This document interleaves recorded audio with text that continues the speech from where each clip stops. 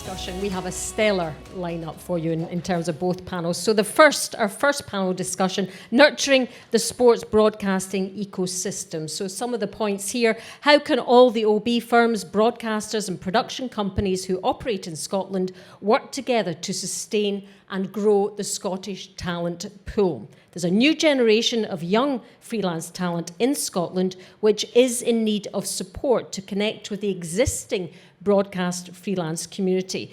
This new talent needs encouraged, mentored, and newer recruits need utilised post-education. I'll be putting those points to our speakers, so please can they now join me on stage. We have Tom Giles, IMG Studios Vice President, Director of Engineering.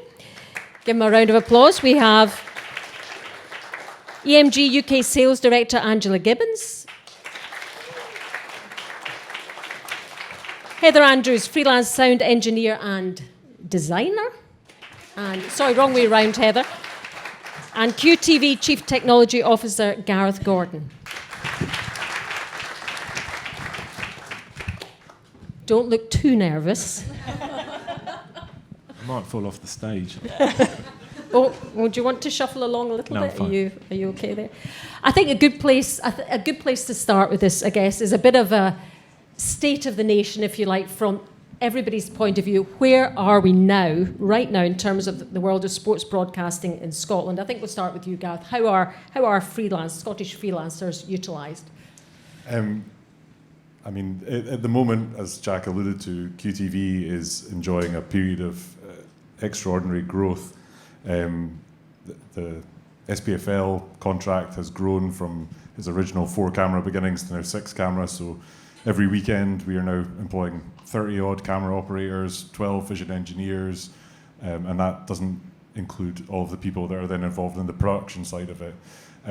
So this is work that did not exist in the industry 3 years ago, and we find ourselves in a position where we are offering additional work over the weekend. We've recently started the Rugby Super League contract, which is seeing us doing 4 fixtures every weekend, which again, while it's not all based in Scotland, the 59 of the matches per season are being produced in Glasgow, which is more work for replay operators, more work for directors, and an opportunity for us to expose younger people to a Tier 1 broadcaster broadcasting expectations. Right, for you, Heather, right at the thick end of it, what's your experience of where freelancers are? Well, I work across everything, which I'm probably one of the only jack of all trades. I would say probably there's quite a few people in this room as well that are kind of feeling it at the moment. There is a lack of work. And because we're such a small country as well, we tend to work across different areas. So as Gareth said, I think the sports sort of side of things is doing okay. But other sides of the sector, in terms of factual, sound recordist work, working on game shows, light entertainment and things, it's very, very dead. It's been dead for a little while as well. So I think it's a bit tumbleweed moment at the moment. There's quite a few people that are also losing their jobs and coming into the pool as well, so to speak. So we now have kind of a greater pool of freelancers, but less work, which is quite hard. So that's a bit of a contrast to what Gareth's saying there. Well, I'm speaking on behalf of what we're creating in terms of opportunities. Right, let's go to Angela and just get an overview from you, Angela, about from your company's point of view about what's happening up here. So we're an outside broadcast company. We come up, we do a lot of golf work up here, and we also do Six Nations Rugby, Champions League. We pride ourselves on using our own people, which is, of course, a responsible business. We need to. But we also look to recruit and to backfill freelance positions with Scottish individuals. The message that Heather's just given is actually so appropriate for the rest of the industry in the country as well. Yeah. Be it or not, I was on the train today. I had 2 CVs of guys and girls looking for work and opportunities. So we are in a very, very awkward position at the moment, and one that we all hope we're all going to get out of. Tom, in terms of Scotland, when you do come up here and you do recruit, what is the percentage of a crew that would be from Scotland? I mean, I work at IMG, and we will often have, like, whether it's contractual work or what have you, and so the last time I was up here was for the Scotland-England international football match. I would say that the majority of the crew were local. What we tend to try and make sure is the consistency of the output. So we have a partnership with EMG, which sort of spans all the matches across Europe. So we kind of, that gets us the best price point. And then we'll look for what we call continuity engineers, the guarantee crew that go out. So it's like a handful, maybe 2 or 3, sound, vision, VT, rigging supervisor. But beyond that, everything else we'd try and encourage local if the pool is available. Would your top priority be budget? No, because I don't think that drives it, because ultimately you'll end up with a lot of travel costs or hotel costs if you've got to do that anyway. So I think really I guess my one observation, I used to work at NEP, and I was a guarantee engineer, and I did that for kind of 15 years as a vision engineer. And I used to come up and work with the local teams, and that was probably early 2000s to mid 2000s. And when I came back up in 2024, I'd say I recognised at least half of the people. So in 15, probably more, and in 15 years, I'd say that there hadn't been a new influx of people coming through the industry. Now, whether that's because they're not letting the people come through, or whether that's because there isn't the people wanting to come through, is a conversation that I'd love to hear. But from my side, it was definitely, I was like, oh, and I'm not going to name names, but I was like, oh, okay. Yeah. But in a way, organisations like yours are comfortable with that because they know what they're getting, don't they? Do you know what? I'm not sure that's true. I take your point, and I definitely around the key roles. So it's great to have the safety blanket of the guarantee engineer, but everybody else, in my mind, genuinely should and can be given opportunities. I think, and I'm not saying it's not complicated, rigging fibres and making monitors work, or sound or microphone, there is definitely a skill set that's required for that. But I do think that most of those roles, we can create opportunities for new talent to come through. And do you think London-based companies feel there is a risk at coming to Scotland and using talent from Scotland? Absolutely not. No, Yeah. I'd definitely say from our perspective, 100%. We've got quite a strong ESG philosophy in how we crew things, and actually that means we don't want to be travelling people, whether it be by car or by plane. But the other reality is when we recruit as a business, we actually want to have a widespread team. So that doesn't mean we're always recruiting from London. In fact, our head of audio, for example, is from Scotland. Half of our vision team, ironically, live between Leeds and Birmingham. We're not recruiting from London because actually we want to have a diverse team of individuals. Outside broadcast, by its very nature, they move. So we need to be able to have the right people in the right locations, but there is definitely no risk associated with using anyone regionally. Yeah, and Tom talked about the ageing, I suppose you could say, the ageing kind of crews. Gareth, I mean that in the nicest possible way. Oh, yeah. I think I know exactly the people Tom is talking about. Gareth and I used to work together. Yeah. I think I do 15 as well. It's difficult. What I was talking about before, and saying there's work that QTV's created, there is very specific roles which struggle to find backfill or an influx in the industry. Vision engineering, replay operators are so hard to find, and part of that is that those and sound supervisors and sound guarantees as well are another sort of role that is very, very difficult to fill. There's just not these are roles that were created by BBC and others for decades. Yeah. And that has sort of just gone because commissions have slowed for BBC.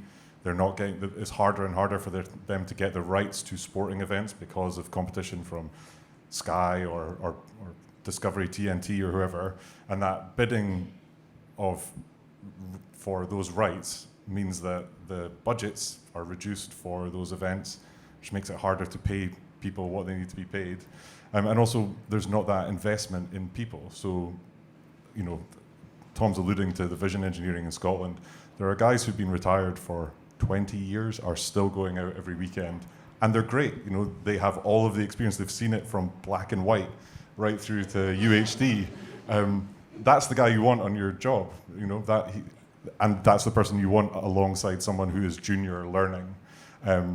But while we have opportunities on small jobs like the SPFL, companies like EMG and IMG who are doing big productions, and they come up for maybe a dozen events in Scotland per year, that's a small percentage of the entire community. They're getting those opportunities for experience. Yep.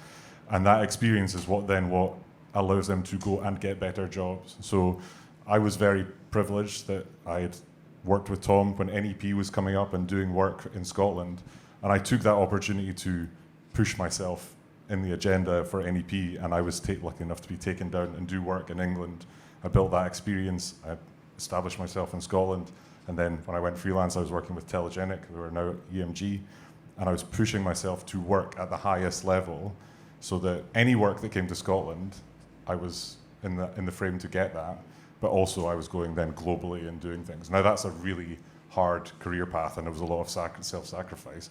That's not for everybody, and it's the reality of Scotland is there is not the consistent diversity of work to gain the experience to be the first person that you're called every time. Yeah, I guess the question is how do we break that cycle, the historical things that have been going on in the cycle? Gee, the question, the thing, quickly, on the talent pool, you talk about the engineers and all of that. Yeah. As you've moved to a remote model, do you need a different skill set for those engineers? Because there's not the same pool of support. In my mind, those people that we're not going to name would regularly ask questions. They know the local rigs and where all the cable stuff is, but now you've got fewer people on site that are there for escalation because you're doing it remotely. Is there a different skill set, just out of interest? It is, and I think the person that we're talking about, he also guarantees trucks as well. But the things like we don't do commentary on site, so a bit of that skill set of just going out, carrying monitors, fault finding, that doesn't happen now on a remote model, and that means we are able to do a volume of work with less experienced people. Not that they're paid less than experienced people, but they don't need to have the same level of knowledge and expertise. And also being able to do remote is that we can dial in and do a lot of the support background, so no one's really left hanging, and you do have that centralized sort of brain that can deal with problems, which means that people aren't necessarily learning because that problem gets solved before it becomes a problem. So it's difficult. The industry is changing. We have to adapt to the changes in technology. And whereas before being able to fault find or repair copper cables, now you need to know how to fault find networks. And that is something that the next generation will know better than the types of people we're talking about. It's a really, really challenging landscape for the industry. But the older chap that you keep alluding to, chaps, he's got to go at some point. But I mean, well, I don't know. Although we're picking on him, I mean, the point is that there is an older generation that is kind of hanging on, and it's not allowing the youngsters to come through. I would say they're less and less there. I mean, it was a joke when I was at the BBC 20 years ago that there was this sort of hierarchy, not even a hierarchy, but just that there was this generation that were going to retire, and I was a sort of vocal member of saying, like, well, what are we going to do? I was the last trainee for a 10 or 11 year gap, and in that time I sort of established my position, and then the next generation that came in, there just wasn't the opportunities for them, and it's really, really hard, and a lot of that is to do with the risk that productions take on having someone in a pivotal position.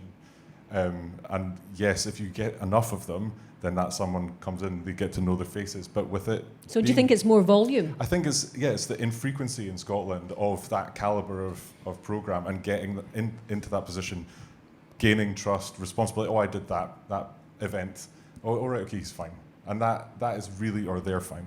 That is a really, really hard thing to create by force. It happens It happens naturally, whether there's a lighting director or a director or a facilities company coming up and giving you the opportunity to be vision supervisor, and a really important bit of technology that we just don't have the skill set in Scotland is HDR supervisors. There's, as far as I'm aware, no HDR supervisors for the sort of EMG, Champions League, Europa League, golf events. So that is a skill set that's coming up, and the only way that's going to happen is if someone from Scotland goes down south every weekend and does it and follows. But the problem we've got now is, as we're saying, the industry is shrinking. Those people are coveting those positions because that is their guaranteed work. Yeah. So yeah, it's really, really tricky. As someone who's again, Heather, I mean, you must have had some challenges, presumably. Yeah, it's quite funny sitting between that comment there, because I know there's a few other individuals like Hazel and a couple other people that we work our backsides off in our job. We've even supervised, but for some reason we don't get selected for supervising certain jobs because there's the same names that are happening. And I mean, like so Hazel and I, as a women's team, get on with it, get the job done, but are we going to get hired again to take that responsibility? There was a few of us just before COVID. I feel like COVID's kind of chucked the ball in a wee bit. Because there was a couple of us that nicely we had supervisors like Jim Hunter wanting in his own time to bring those of us who are mid-career up a step. So a few of us got trained. We came in and we trained in the BBC and we led the election, the last big election. We all supervised, we had teams. That was brilliant. And then COVID hit and went bang. And I'm sure that's probably the same for all the students and all the youngsters as well, because they've been like lack of work, lack of experience. Something I have to say, as somebody who works in post and broadcast, light entertainment, the whole lot, something that could be done is in post-production, I got selected by Screen Skills, who are a government body, but they focus more on drama and high-end television. So I think they do kind of light entertainment stuff as well. But certain production companies pay into this fund, and they can claim that fund back to pay for trainees. It's like a tax break type thing. So when they have a production on, they can go, well, can we claim for so many trainees instead of having lots of staff on? We'll be able to use this position to bring them on. But also, myself and a few other people got nominated because we were seen as I hate the term leaders of tomorrow, but they saw us as people in our positions who were mid-career and went, they're going to be really good as supervisors. We got nominated for it, and they did it across the UK. And what happens with us is we're no longer trainees. We're people in our own right that work in particular departments. So sound for me, we actually get put on placements so that we can learn how to lead. We get trained up by Screen Skills. We learn more about diversity. We learn about how to treat people properly. How can we make the workplace different? Because that's another thing that's lacking, is to get rid of all this rubbish. I think it's slowly starting to phase out, but the kind of culture, particularly in sport, where it's all, let's go to the pub, lads, Still there. Yeah. Yep. Yeah. But there's people there, like mid-career, who could be just stepping in. And obviously, if there's people, like you're saying, picture, vision, HDR, there's colourists that are probably losing their job right now that you could bring in and go, right, well, you know how to do that. Could you, come in to do some training there? Same with sound, same with cameras, things like that. So it's just, I think the networking is kind of just a bit skew with and communication and thing. I mean, you're absolutely right. Colourists in post, there's a clear and obvious opportunity there, but it's having the opportunity. So we don't do any HDR. Yeah. It's the biggest of productions, and they need to get that's a big opportunity. Is there no other way we can do that in Scotland? We need someone to commission HDR sport, and that's right. The SFA aren't going to pay for that. but it'd be lovely. I'd love it. Maybe once we win the Euros. Yeah, maybe. Yeah, here we go. Tom, I could see you nodding there about what Heather was saying. So yeah, very much about that mid-tier role. We've spoken about this before, but I feel like there's a lot of work out there, or a lot of support and development for kind of entry-level roles, and how to penetrate the industry, and a lot of visibility of that. But those people that have done 5 years or a bit more, how do they knock on the people that are well cemented? Yeah. How do they? Great question. Do I have an answer? And what are you guys going to do? It's about opportunity. It is opportunity, but it's also it's having the difficult conversation with the people that maybe need to create the space. That's hard, right? Like, especially when sometimes I think we've talked about the family of craft supervisors that maybe go around together, and I need this person to do that because they trust that, and I need this person to do that, and like that production output is first class because they've spent 20 years crafting it, right? And so it's hard to penetrate that at the craft supervisor level, because that's why they've got where they are, because they've built that trust and that relationship up. And so how do you unpick that delicately and allow the next generation to come through, whether it's sitting next to, like, as a grams up, or like, so that you're watching and you're there, and then there's those next opportunities it's really hard to do that. I mean, eventually you have to, because I think one of my favourite expressions is the graveyards are full of indispensable people, right? Everybody dies eventually, but you have to try and. But maybe you try and change what the job spec slightly and say, well, you're going to have a bit more of a mentoring type role now, and make them, build them up that way to see how important it is. Mentoring is really important, but it's got to be done it's got to be done properly. Yeah. It can't be just a come and sit down here and. No, watch you're not what seeing. I do. You're not seeing what I'm actually doing. Yeah. You can listen to these 2 speakers or 7 speakers or whatever it is, but actually I'm not going to show you what I'm doing, or I'm not going to give you that extra support, because without that you're essentially going backwards, because you're not out there doing the hands-on stuff, so you're losing that knowledge as well. So it's got to be done properly, and finding those right, which one is it, mentors that actually really are invested in the next generation is hard at a time where maybe the industry is shrinking from a sort of opportunities perspective, but equally the market is growing because there's more people that are trying to diversify and keep the money coming into the bank account. And the other worrying thing is, that these people might get fed up and think this business is not for me anymore, and that's got to be a worry as well. Heather? Yeah, I think there's been times where I've been like, why the hell am I doing this? Not recently, but like in the past, or I've had to go and do another job on top of what. But it's like what you were saying. I don't know how many times I've turned up to a job, and I won't name names. Can you look after these trainees? And I'm like, I'm totally up for teaching people. I used to work in schools as well, but I want to, firstly, be asked if that's okay. Secondly, what it is that I'm actually training them on, because I want to know that they've got a programme there that I am going to teach them.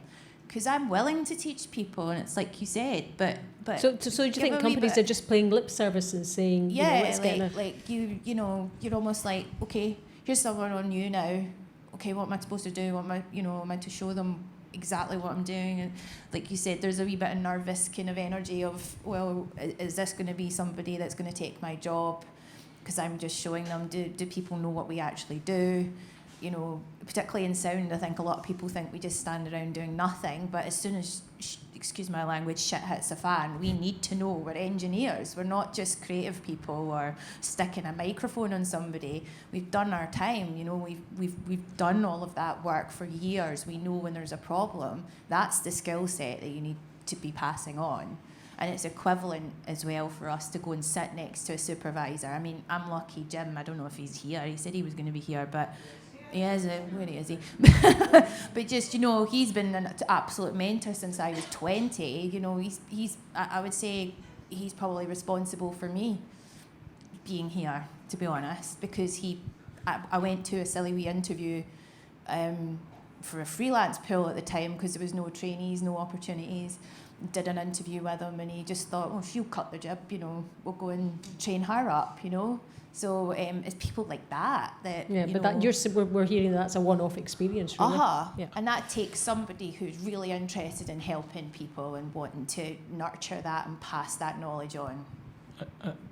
I'd say one thing is I don't think that anybody's not wanting to do it. Any of those organisations that try and do training I don't think that there's not a genuine desire to try and help. I think there's also a challenge that a lot of those organisations are running to stand still themselves. So the capacity and the, you know, like making it a priority, like, you know, I haven't got the time, it wasn't a priority. The capacity to actually do that as an organisation effectively, meaningfully, to actually create those programmes is really hard. So whether it's a screen seals things externally or a body that has got that opportunity and that funding to be able to do it in a more professional way is great. But without that, I think most of us, it's always, you know, we're wafer thin as it is anyway because of the fragmentation of the industry. You know, there's not enough budget of every single broadcaster federation anymore to be able to really put the extra level of funding or budget in to be able to create opportunities for the next talent. So we've got to do it with best endeavours, but sometimes that doesn't hit the mark. And it's not to say we don't want to do it. I think that's fair, but maybe it doesn't have that same impact that it would do. So just one thing I'd add in as well is the companies like us and EMG, IMG, all these people, we rely heavily on the freelance market.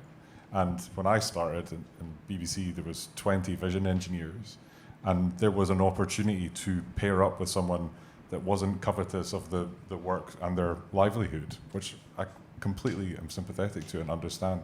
To ask the freelance community to help train the next generation is a really difficult thing to ask them to do, because it's ultimately it could, as if the industry keeps shrinking, that is their job, and that person is looking for the opportunities. Also, it might be a dead end for them. They get trained up, but that freelancer keeps their position, and it's because they have the experience, they know how to fix the problem. So yeah, it's a really difficult. So a staff environment was easier for nurturing that kind of. 100%. Yeah. I mean, a 3-year apprenticeship where there was no responsibility and you were there to. We really need to get back to some of that, don't we? Well, yeah, that was the beauty of the public service. You know, that's what they provided, and it was incredible. That world of nurturing and especially youngsters, Angela. I know there's a global academy that's run, isn't it, by IMG? Where we do, I mean, it's really interesting because training and development is a huge part of what a really good line manager should be doing as a head of department or a team lead.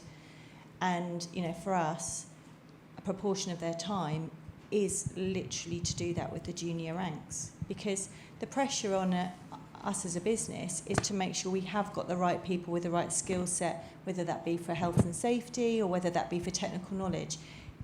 You know, we're being paid to deploy in the best possible way. So when we bring freelancers in, we're expecting them to have that knowledge, but we're also we need our own staff to have that. But training and development has to be factored in their scheduling time, the way that they're integrated into the business, the way that we work with our freelancers as well, because we are a community which is actually allowing the sports broadcasting to enable the public to watch. So it's a huge ecosystem, but the training and development of our own junior personnel is critical to it all. And that's been really difficult, sorry Tom, No, it's all. Because we've actually, you know, in 2022, which I'm sure all of us felt like everything was really reasonably quite buoyant, we all took on, there was a huge talent drought, really. So we took on a lot of individuals, which was fantastic. But I almost think we were recruiting to be able to fill the spaces, and you cannot ignore the amount of effort and time and financial backing to be able to then put good, strong talent out there in the world.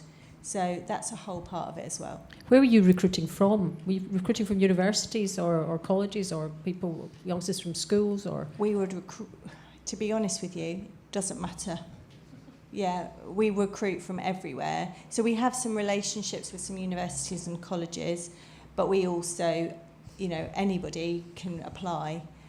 We did a lot of talent fairs and all those sorts of things in regional locations just to get the right people through the door. Did you do them up here?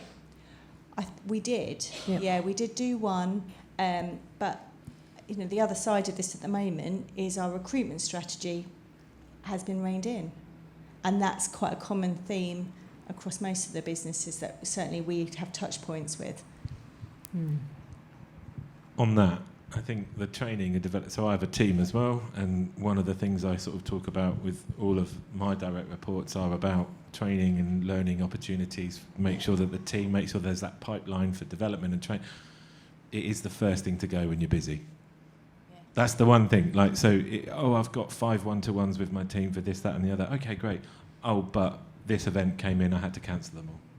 Because it's not a revenue-based thing, is it? And so it's something that is it's something that's really hard to keep structured into your, as we're all running to stand still, which, again, you're seeing most organisations going through restructuring processes at the moment. Even in growth, it's a challenging time. And I think creating those opportunities for training and development is hard. But QTV set up a broadcast training programme, didn't they? Yes. And you're trying to make money too, but you managed to... Yeah, but I think, they're all here tonight. I think they would say that they've experienced both sides of it as well. I mean, it was a joint traineeship with Studio Works, and we saw all of their work dry up, and we were left to sort of give opportunities as where the Studio Works do what they can when there is work, and there's been opportunities for them to go down and do stuff in QI and another Weakest Link, I think, coming up as well. And that's great. That's great sort of big show experience for them.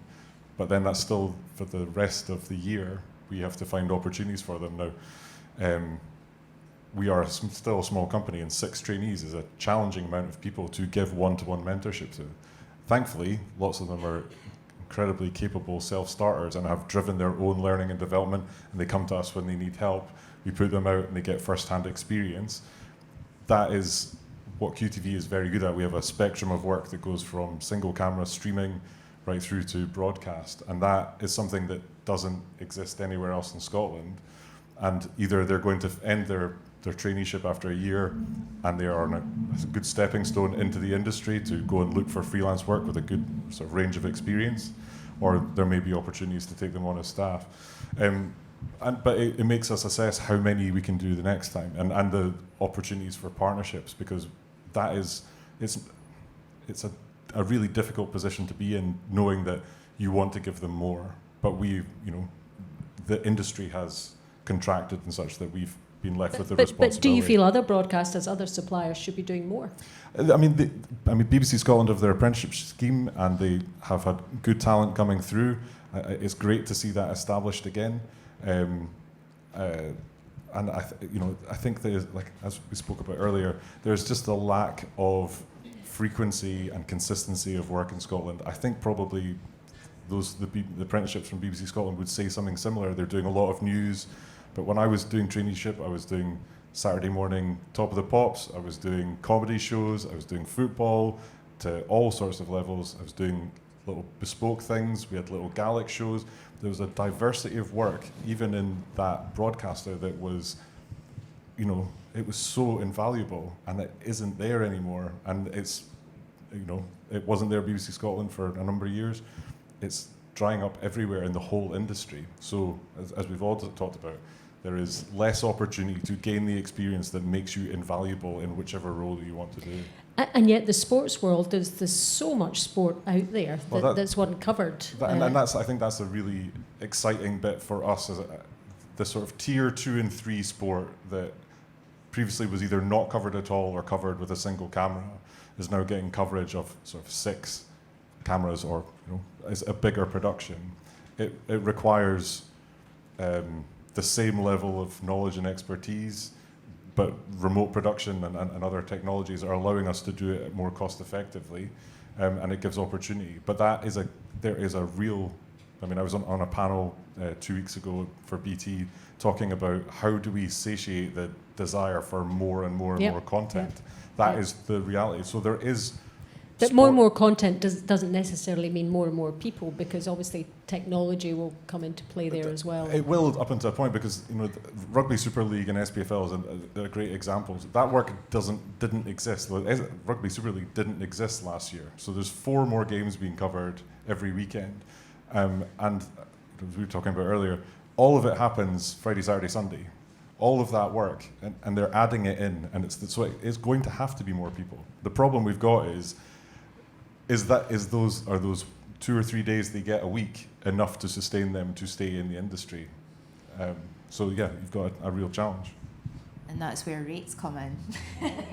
And we have these, big discussions with Beck2 and the like that I think don't really go anywhere, and it can get quite heated between freelancers and companies, and what should be what, how much we should be paid, why are we asking for this? But also, I think from knowing how to run a business as well, because I think this is the main problem that I do have up here in particular, is that we're spitting out trainees, and this has got nothing to do with you guys either, is that we're giving this whole thing about being freelance, that you're just going out there and getting work, and that's going to happen.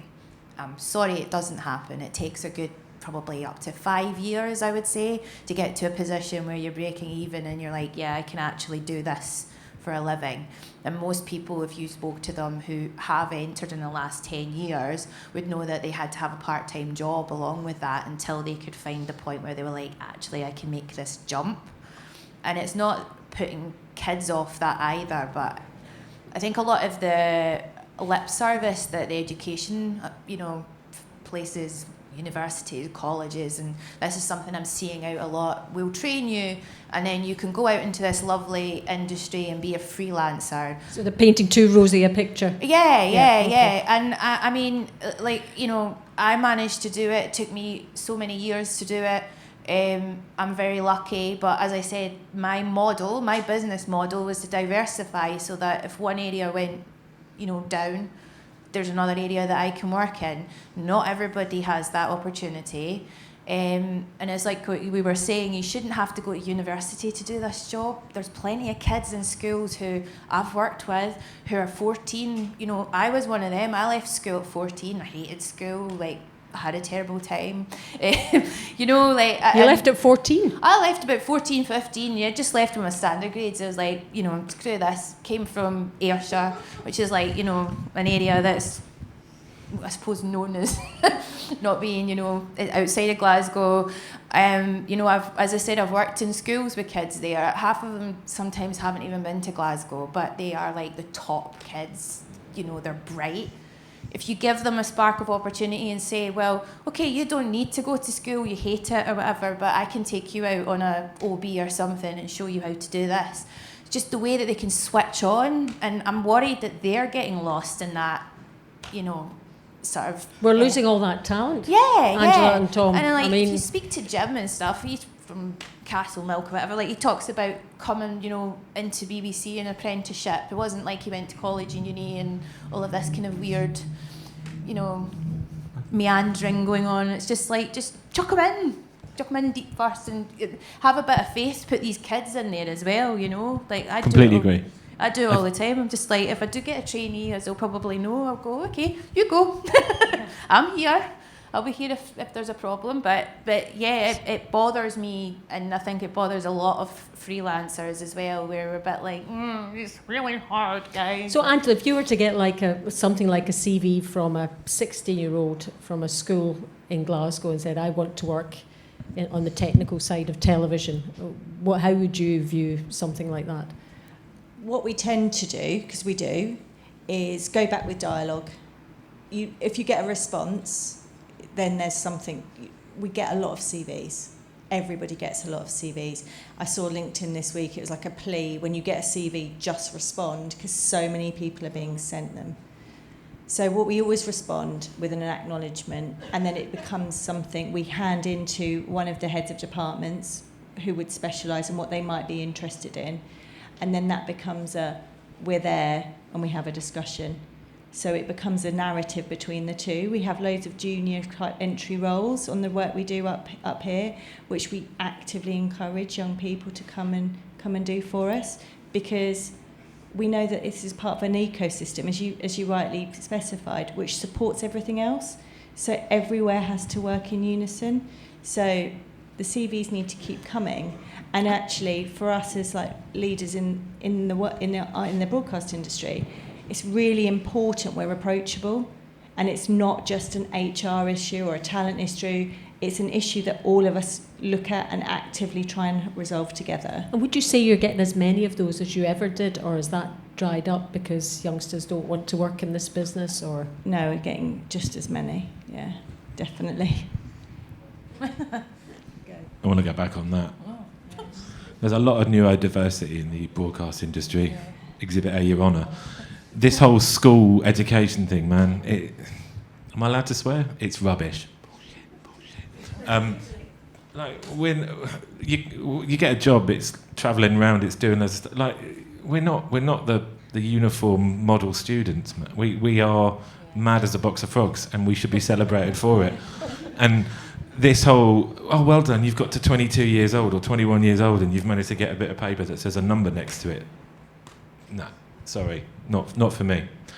But those people should also be celebrated. So would you look more favourably on somebody that approached you? That I and think, do we need to look more favourably on these? I think we have to. I mean, there's obviously a health and safety and an insurance thing of people under a certain age. Obviously, you know, there is the fun police that stop all of that. But there is also an acknowledgement that those people need to have, you know, they need to be listened to, and they need to have those opportunities when they're at a point where they can be entered into the industry. I think one thing as well that we've seen at QTV, and it's what has built QTV, is kids who have a passion for sport and they watch football all the time. Now, I've been a vision engineer for 23 years now. I'd never met a vision engineer who liked football. All we care about is there extra time, is there penalties, and when am I going home? And then I came to QTV, and they're proper fans, and they love it so much. And that passion for creating output that they want to watch is what's fueled this company. And it's not, you know, it goes beyond just football. They then, you know, have opportunities to work on things like ice climbing, but they've got that passion for capturing sport. That's incredibly powerful driver for an industry. And so, yeah, as we've grown, there has been more people who've come with broadcast background and experience. But the core foundation on what QTV's built on is people who care about the thing that they're producing. Yeah. And it's not to do with education at all. It's about passion for in enjoying the sport, enjoying what's on the screen. Does anybody have any questions out there for our panel? I think we've got a microphone, if anybody would like to ask. Do you think part of the issue is the commissioners mainly for opening the pool? Because, I mean, I understand, I guess, from business models, from facilities companies, obviously your budgets only go so far, you get paid by clients, by people coming in. Is the issue more higher? Because it's easy to sit as a freelancer and say, oh, well, they're not paying me the rate, so it's only at the sky level, but is it actually going up? To be honest, I think it's not necessarily even those people or organisations. I think fundamentally, if we roll back 10 years, we had few platforms and channels to consume, to subscribe to watch our content. So if you follow that through, we're now spending X amount of money, depending on our budgets, a percentage of that on whether it's a Spotify, whether it's Patreon, whether it's Sky, whether it's Netflix, Amazon, all these different platforms. So if you then think about that pot of money that's been split up, all of those, the revenue streams of those individual broadcasters and ultimately commissioners is smaller. So therefore, fundamentally, that means whether you're a production company, whether you're a facilities company, or whether you're a crew member, there's smaller pots of money available for people to be able to facilitate those crews. So we're all looking at ways of cheaper, better, more efficient workflows, whether it's automation in studio. Like, there's all these different things, but it's not because we don't care about the people or we don't want the people. We wouldn't want to pay them a good wage, but it's just not there. And so I think that whole fragmentation of the industry has had a real big impact on everything that we're all talking about. Would be my answer to that. Yeah, but if we don't nurture the youngsters and the talent, then we're not going to have an industry. So Correct. So what do we do? I mean, you guys are in it. You're in the movie. You can make decisions. I mean, we can, but someone needs to come to us and say, we want to do this and pay us money to do it. We are not creators. We are the capturers of that content. I mean, we're talking a lot about sport, but I've talked before about the lack of consistent diversity of work in Scotland. So that absolutely comes down to commissions and opportunities, and that is drying up. But the industry, like the media goes through changes. So sitcom was a big thing for decades and decades, and it's not a thing anymore. People don't want to watch it. Mrs. Brown's Boys gets wheeled out every year, but other than that, there's no. And I mean, it's funny. I worked on every single series. Are people watching that? Yes, they were, but that is less and less. So, you know, even we're talking about 8 years ago, I had maybe 5 sitcoms in Scotland that I worked on every year, and that's gone. And it's gone in London. It doesn't exist, and it's the same for light entertainment shows. You have some flagship shows, but they're less than they used to be. You have reality shows, and kids shows. Yeah, all the kids shows that used to be done. There was Gaelic kids shows. There was. But there's loads of sport. Yeah, but that's. Is sport too expensive to make? No sports. That's why so much of it's getting made. But that's not that. That's what I'm saying. There's the diversity of work, because there's people who don't want to work in that part of the industry. So how do you create that? And you know, things like music festivals. We used to cover 3 music festivals in Scotland every year. Now we cover 1, and we used to cover more and more and more. Tom and I worked together on all these things, and it was great, and it was a really fun thing. It was what made the industry exciting. I want to do that. And it isn't there. So how do we do it? I genuinely don't know. People have to want to do it. I do think that kind of broader skill set will help. I know it won't. The short term, there's a challenge, okay, because we've got so many people fighting for roles. But fundamentally, the long-term future is going to have to be people being who can do all things, because you're going to have a diversifying and a sort of consolidation of skill sets, whether it's more network people or whatever else. So I think because I don't want to be all Mr. Negative, this industry's rubbish, it's all dying, because it's not. There's loads of work out there. There is, but that whole skill set thing, a specific role, a specific person, I think is maybe where we're going to have to look at. And to your answer to your question, how do we change it? That's probably an area where we need to start to look at, is how do we broaden our skill sets as an industry, as individuals within it, so that we can tackle more things. Yep. Sorry, just one other thing to say to that. The trucks are getting smaller. So when we were doing something remote, there isn't space for someone to just be doing sound, just be doing vision, or just being a director. Kind of have to be able to know It's a really good everything. point. Yeah. No, so I can't help myself. Sorry. We can hear you, Luce. It's okay. Right, sorry. Just to speak to what you mentioned there, I think, from everything that you said, I think part of the solution here is kind of what we're starting here, and what the connecting with the community was about, was it goes so far up. There is a responsibility from the rights holders who have all the money, who are going into, say, you know, World Rugby, going into the Rugby World Cup, going into HBS and IMG, who are, you know, all of that trickling down. And those budgets getting smaller, but not being agile when they're noticing that the industry has changed. So we're talking about, yes, you have to be really, really agile when you're creating traineeships to make sure that you're creating the right types of placements and traineeships and not flooding the market. At the same time, though, Beck2 and everyone else has to be part of the conversation to actually start talking to freelancers about, okay, so why can't you retire? Is the cost of living making it so that you can't retire? Okay, so where's your pension pot? What's going on here?